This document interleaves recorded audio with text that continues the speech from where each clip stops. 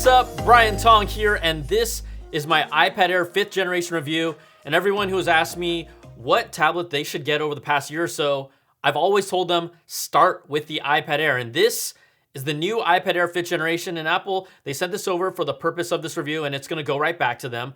But this new Air, it has the same exact body and design as the previous iPad Air, but now it comes in new colors. Look at this blue, it looks great, and even depending on what angle the light hits it, it looks a little different.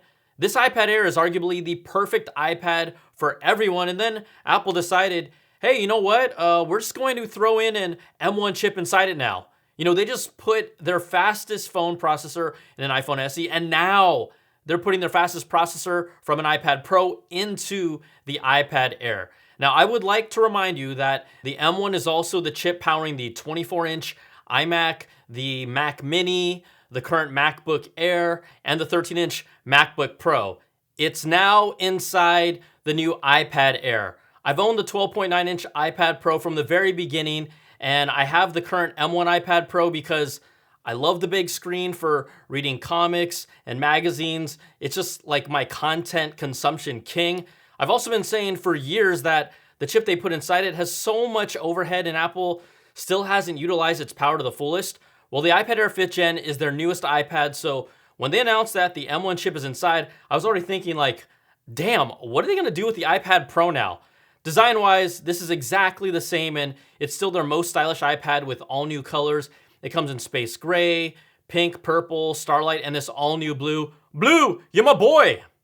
They have matching smart folio cases, and this combo gives me major blue AirPods Max vibes.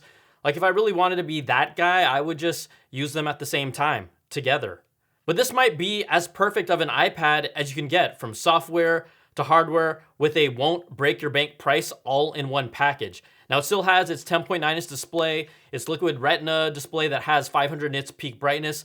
The display supports True Tone, the P3 wide color gamut, and has anti-reflective coating. These are all the same features as the previous Air, and the display, it is very, very good. I'm used to the mini LED display on my iPad Pro with the 120 Hz ProMotion, but I would say, I'm making this up, 95 out of 100 people probably won't even notice. I mean, that's a rough guess, but the Air still has a great display. Now, it still has the Touch ID power button right here at the top to unlock the device. There's a USB-C port on the bottom, and then a 12 megapixel rear camera. It's still compatible with the second generation Apple Pencil, and that's really the tool that unlocks a lot of the creativity on this device. And it's also supporting the Magic Keyboard. I mean, that just takes your productivity to another level and transforms what you can do with it. This iPad Air, honestly, has no major weakness. And I don't use iPads for taking photos. That's just not how I use it, but it's an option for budding iPad-tographers. Is that even a word?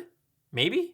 And to me, the more options you have, the better. If this is the best camera you have, use it to make content. Now, the iPad Air has the same exact wide camera as the last generation with an f1.8 aperture, that's same as the iPad Pro.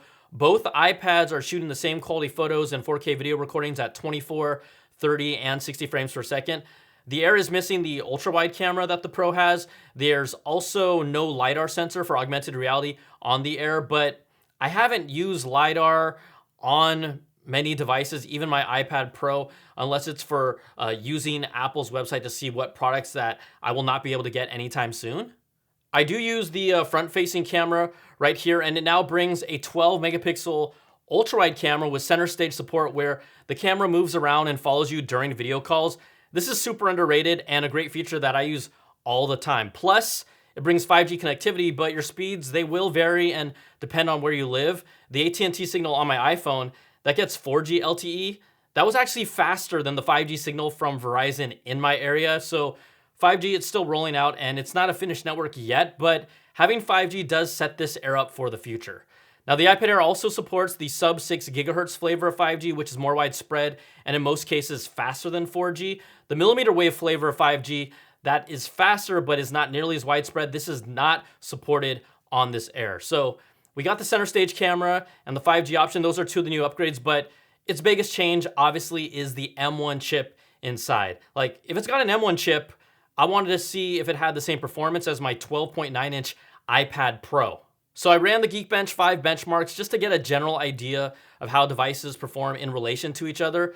The 5th gen iPad Air has a single core performance score of 1,716 compared to the iPad Pro that has a score of 1,711.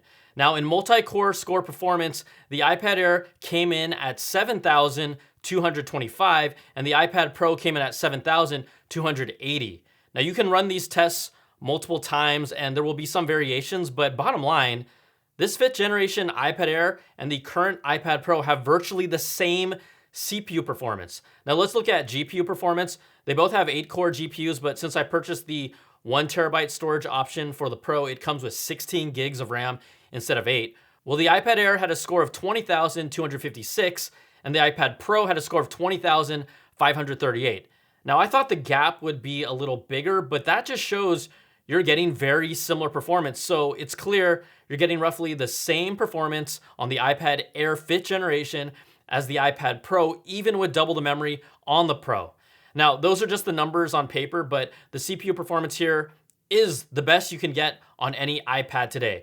And I never had any issues with, using it, any lag or navigation issues. There's a reason why the iPad is still the best tablet experience on the market. And it's also, don't underestimate the robust App Store. This is untouchable for any tablet platform. But I'm still waiting for Apple to give me pro level apps that work seamlessly on the Mac that I can then take with me on the go on something like this. Apple still isn't offering anything like Final Cut Pro or Logic, so I will keep waiting. And I know that's not most people, but that's what I've been hoping for about 4 or 5 years now. Other things, the main screen, it got widgets and there's a cleaner UI to manage multiple apps. That came with iOS 15, but I just didn't think it was that big of a jump for the iPad last year. Now, there are third-party apps that are specifically tapping into the M1 chip. LumaFusion, they've shown off their ability to have multi-camera syncing and editing in the app, so you'll be able to switch on the fly with up to 12 tracks of video as if you're editing a production live. That is special, but it was announced at last year's spring event, but we're still waiting for it to go live. Now with Procreate, this is another app that you have always been able to create amazing pieces of digital art, or you can fine tune them in Procreate, but you can now import 3D models and manipulate them directly in the app. And then you have the latest macOS Monterey 12.3 and iPadOS 15.4 update here. Look, Universal Control, you play with it, I think it is straight voodoo magic with just how seamless it works to move your cursor from your Mac to an iPad. You grab assets and bring them over to work with back to the Mac. I mean, this is really impressive, but I'm also gonna have to see how I personally use it in my workflow in the future. I love it, but it kind of remains to be seen. Now, these are all things that can be done on the iPad Air that do take it to another level if that's how you wanna use it.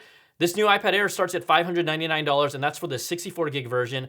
I have said it plenty of times, with the base model iPad Air with an M1, it should come with more than 64 gigs to start. Apple only gives you a 256 gig option at the next level, and that gets to $749.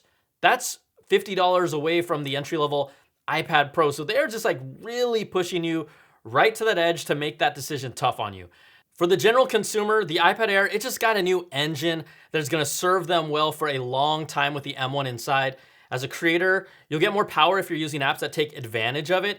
And there is nothing bad to say about the iPad Air. It is still the first tablet everyone should consider when they look at one, and it'll probably be the only one that most of you look at. But that is the ultimate endorsement that I could give to any product. This is a solid upgrade for the new iPad Air. You get the new M1 chip, center stage with the wide angle camera is nice, and you have a 5G cellular option. If you have the previous Air, I wouldn't feel left out, right? You should feel good with what you have still, but I'm still waiting for Apple to just uncork the full potential of the M1 on any iPad.